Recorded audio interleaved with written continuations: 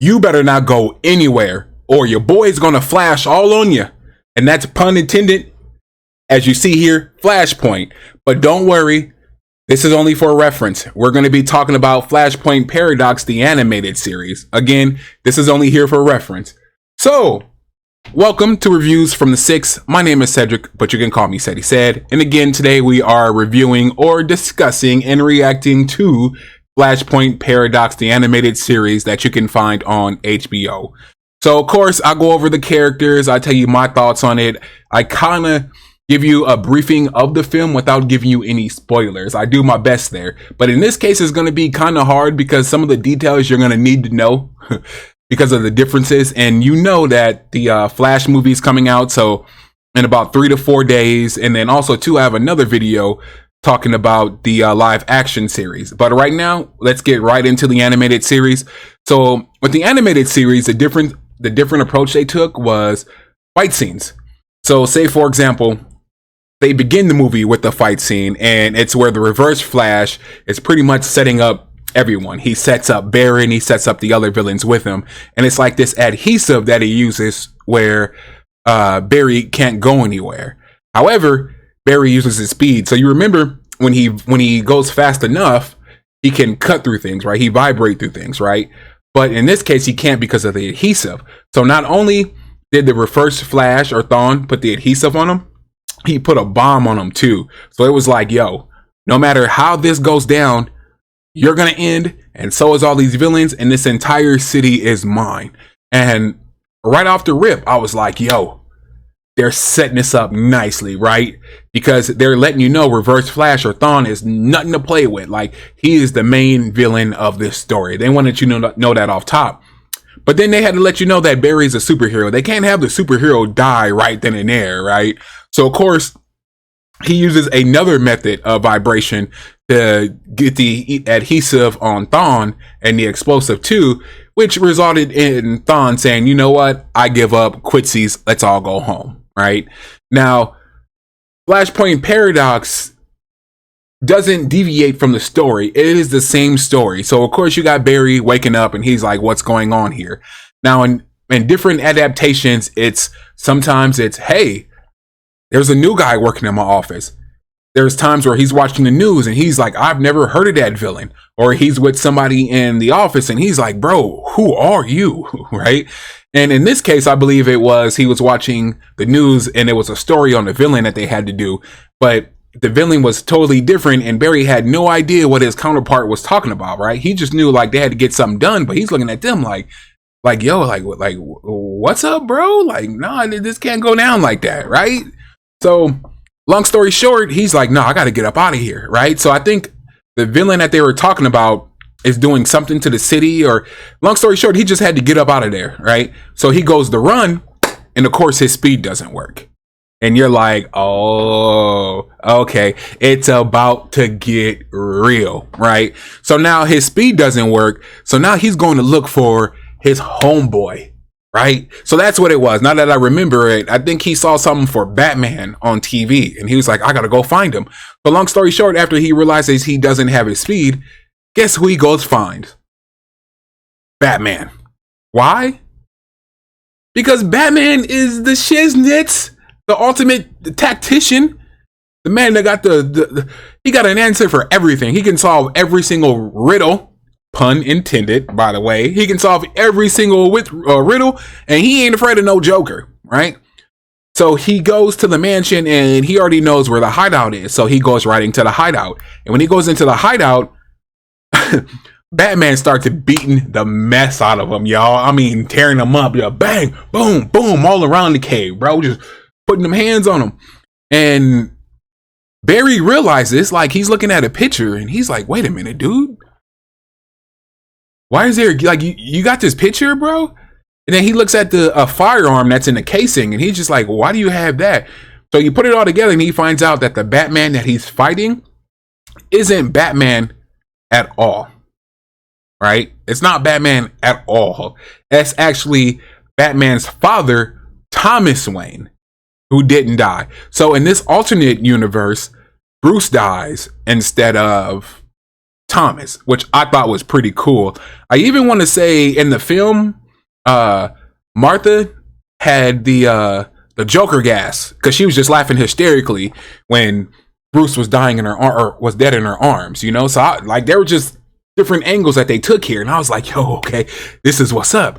But now, like I said, now the focus is more so on who's the killer of the Waynes, because even though they set the tone with the Reverse Flash, it was just like, all right, they hurry up and went to something else, right? And then now on top of that, they went to something else. So now they started focusing on the fight between Aquaman and Wonder Woman, and it's happening in Europe. So now you have these different, not villains, but you kind of have these different arcs you can go to.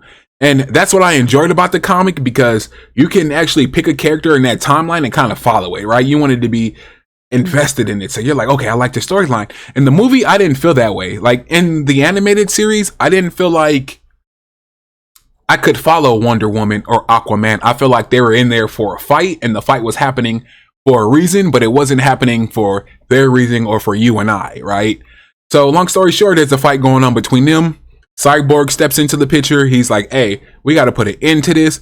But Batman, we need you to be our leader.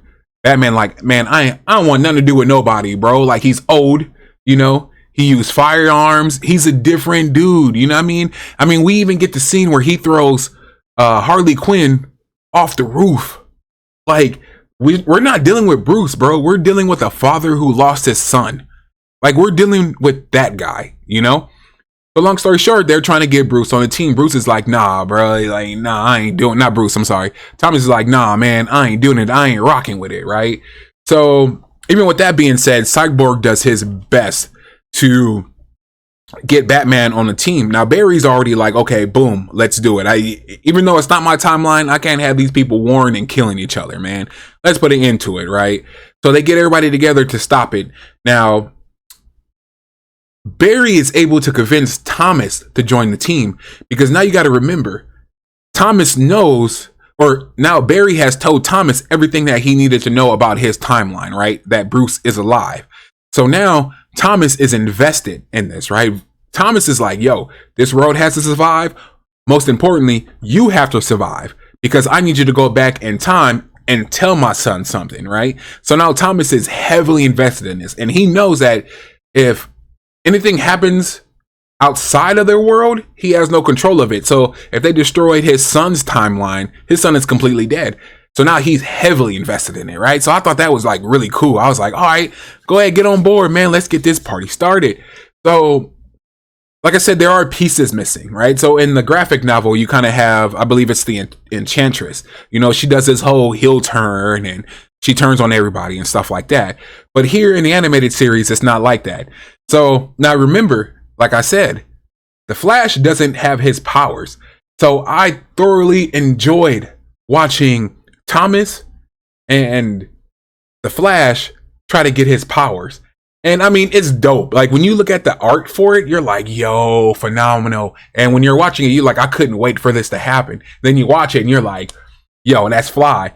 So needless to say, the Flash needs his power back. So if you watch the TV series, he had got his power from an explosion.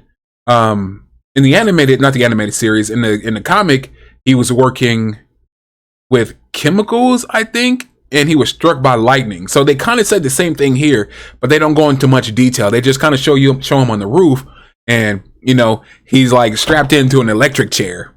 You know, I thought that was really cool the way he got his power back. And you know, they're going vote after vote, and he's dying, and pretty much I want to say Thomas trips over something. And then that's when we realize he had his speed back, right?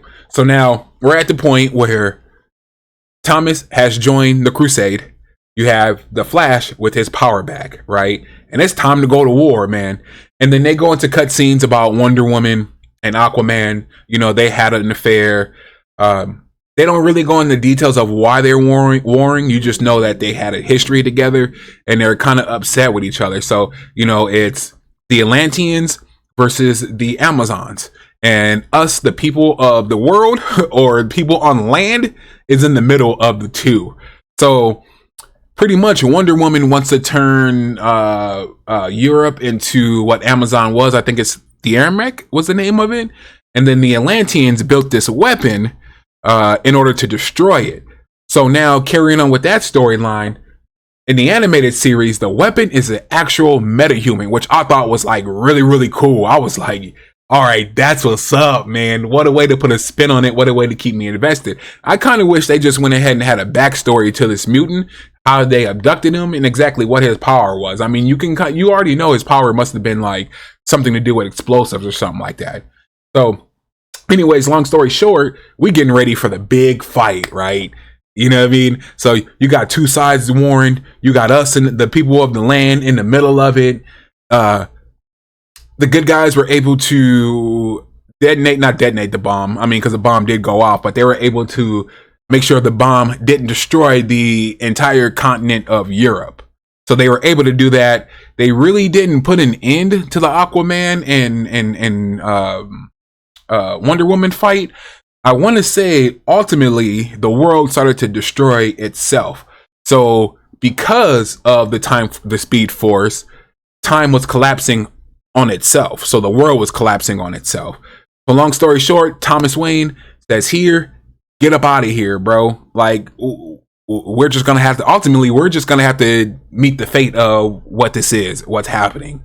So he gives a letter to the Flash.